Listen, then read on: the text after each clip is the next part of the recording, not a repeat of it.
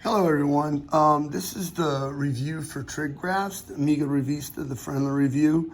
So I don't have any numbers on my triangle. That's always an indication that there's going to be some numbers over here on the right. So the secant is 101 over 99, so I'm going to flip that to 99 over 101. And now I have to get that over here to my graph. So I'm going to implement Sohcahtoa, so that's sine is opposite over hypotenuse, cosine is adjacent over hypotenuse. So my hypotenuse would be this long side. My adjacent to theta would be this side. And then opposite would be way over here on the other side.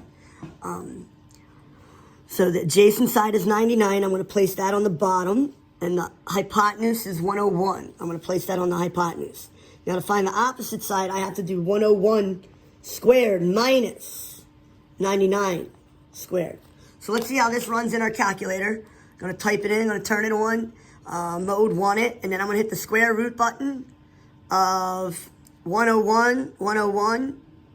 Then I'm going to hit the x squared button. Minus 99 squared. And that kicks out the opposite side of 20. So this side over here is going to be 20. Now I can run my Sohcahtoa. So the sine is equal to opposite over hypotenuse. The opposite side is 20. And the hypotenuse is 101. The tangent is equal to the opposite over adjacent. The opposite over adjacent. And that's going to be 20 over 99. The reciprocal identities, I just flip these. So that's going to be 101 over 20. 99 over 20. To find theta, I'm going to do the arc sine of 20 over 101. So the shift sign, you're going to hit shift, sine, and you're going to type in 20 divided by 101. You could either use this button, or you can just do it sideways. 20 divided by 99. 20 divided by 101. And that's going to give me 11.42 degrees. I'm going to round that to the nearest degree. That's going to give me 11 degrees. Now to find omega, we just do 90 minus 11. 90 minus 11. And that gives me 79 degrees. Now I can run the coordinate without the drawing, but I'm going to do the drawing. So I'm going to go right 5, 1, 2, 3, 4, 5. And I'm going to go down 2, 1, 2. I'm going to draw my vector, or my hypotenuse, or my radius. And then I'm going to draw my triangle. So this side here is 1, 2, 3, 4, 5. This side is negative 2. Theta is always close to home. The opposite is opposite theta. So that's going to be my y value. The longest side is the hypotenuse. And the 5 is going to be my adjacent side. That's associated with the x value. So there's my drawing. Now I need to find out what the hypotenuse is. So I'm going to do the square root of 5 squared plus 2 squared. Square root of 5 squared plus 2 squared. And that's going to give me root 29. So there are going to be radical answers. Root 29. And let's take a look at it by hand. That's 25. And that's 4. So 25 plus 4 is 29. So this is going to be sine equals negative 2 over hypotenuse, root 29. Cosine equals adjacent, 5 over the hypotenuse, root 29. Tangent equals opposite, negative 2 over adjacent, 5. Reciprocal identities, so I'm just going to flip it. Root 29 over negative 2. Root 29 over 5. 5 over negative 2. I don't require you to rationalize these, but if you want to, you can either type it into the calculator, hit the fraction bar, and put negative 2 on top, down arrow, root 29. I'd like you to be able to do this in your head, but that's not necessary. So it's going to be negative 2 root 29 over 29, if you wanted to rationalize it. This would be 5 root 29 over 29, if you wanted to rationalize it. You do not have to. Special right triangles, that's 45, 45, 90. This side is 10. A is going to equal 5. B is going to equal 5 root 3. So A is 5. B is 5 root 3. Half of a square. That's a 45, 45, 90 right triangle. All these sides are going to be 7. E is going to be 7. D is going to be 7. C is going to be 7. However, f is going to be 7 root 2. So C is 7. D is 7. E is 7. F is 7 root 2. this is the difficult one. So notice, when the long leg was 5 root 3, to get A, I would divide that by root 3 to get 5. So to get this side G, I have to divide 15 by root 3. So 15 divided by root 3, I'm going to do it on the calculator. 15 divided by root 3 is going to give me 5 root 3. Or 15 root 3 over 3, but it simplifies. 5 root 3. While that's still in my calculator, I'm going to hit times 2 to get the hypotenuse. So I'm going to multiply that by 2, and that's going to give me 10 root 3. So H is 10 root 3. So G is 5 root 3. H is 10 root 3. Amplitude and period. The amplitude and period often show up on the ACT and SAT. The amplitude is the absolute value of that number out front. So this is going to be 3. The amplitude is the absolute value of that number out front. So this is going to be pi. The amplitude is the absolute value of that number up front. It is going to be 5. The amplitude is the absolute value of negative 2. So that is going to be 2. The period is not that number in front of the x. The period is 2 pi divided by whatever that number is. So I'm supposed to divide that by 2 pi. So 2 pi divided by 2 is just pi. This is a little tricky. 2 pi divided by pi over 2. So I'm going to do it in the calculator real quick. So there's 2 ways to do it. I'm going to write it as 2 pi. Now the pi button is shift, and then down here, 2 pi divided by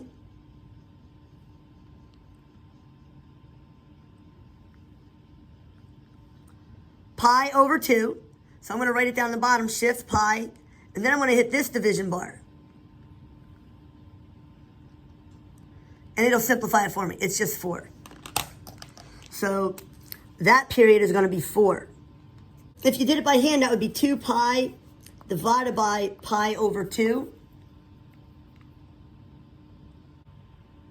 And we would just change this. So I'd rewrite it. I'd keep the 2 pi. I'd flip that to 2 over pi. And I'd change that to multiply. And you'll notice that the pi is simplifying. It just equals 4. So now when I do 2 pi divided by pi over 3, you should be able to quickly notice that if you use the same algorithm, it would just be 6.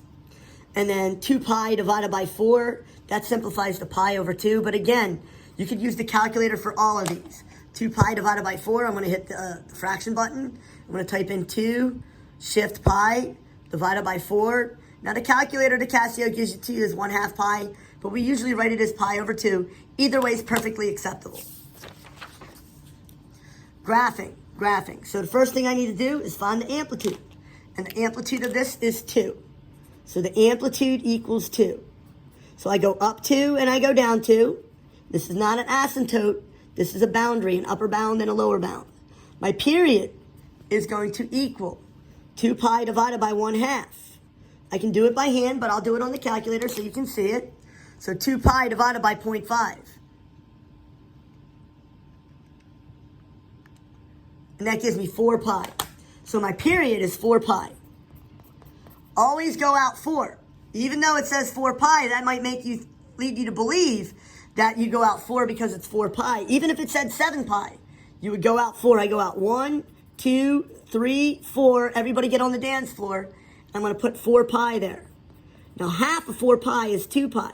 Some people mistakenly put the half mark there. No, you're going halfway. So half of 4 pi is 2 pi. Half of 2 pi is 1 pi.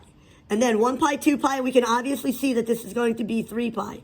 Another way to do it is just take that first one and multiply it by 3. The sine graph starts at 0, 0. And then it's going to start to oscillate. So it's going to start here at 0, 0 and then go arriba, el centro, abajo, el centro. And that's one period, one cycle of the sine graph. And then it's going to go to the upper boundary, the x-intercept, the lower boundary. The x-intercept, the upper boundary. The x-intercept, the lower boundary. It's also called a root or a solution. Upper boundary. X-intercept all the way to the edge of the page, please. Lower bound. X-intercept, upper bound. Complete the full curve for this graph. For full credit. Please don't make it pointy. You can't do calculus on pointy curves. It's got to be smooth. Amplitude is 3. The period is 2 pi divided by pi over 3. So we've already done this one, but I'm going to back arrow and change it in my calculator to pi over 3 on the bottom. 2 pi divided by pi divided by 3. And it gives me just plain old 6. So my period is 6. My amplitude is 3. I'm going to go up 3 and down 3. That's not an asymptote. That's a boundary. There's a difference. You're not allowed to have 2 horizontal asymptotes. You're allowed to have more than 1 vertical asymptote, but not horizontal asymptotes. The period is 6, so I'm going to go out 4. 1, 2, 3, 4. And I'm going to put that 6 there. Half of 6 is 3. Now this is where it gets a little tricky. So I have 6, I divide it by 2. That gives me 3. I'm going to divide that by 2. That gives me 3 halves. So this spot here is going to be 3 over 2. And that gives me 9 halves.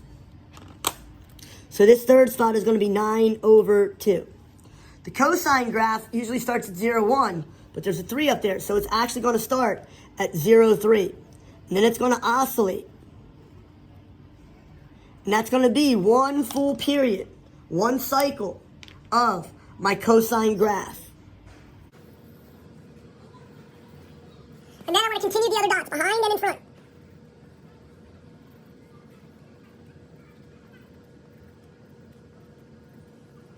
And then I'm going to draw the curves.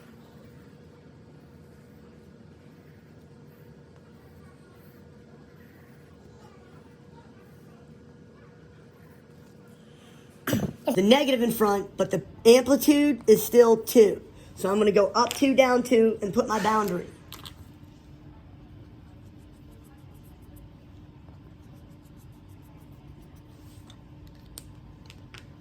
My period is 2 pi divided by pi. So that's just going to be 2. Don't go out 2 and put a 2. No, you'll hurt yourself. Go out 4 and put a 2. Half of 2 is 1. Half of 1 is 1 half. Multiply 1 half by 3. That gives you 3 over 2. Sine always starts at 0, 0. But because it's negative, instead of going arriba, I have to go abajo. Down. X-intercept, upper bound, x-intercept. That's 1 full period, 1 full cycle of this -2 Sine pi x graph. I'm going to continue the dots, the coordinates, in the opposite direction and in the right direction, the forward direction. And then I'm going to draw the curve.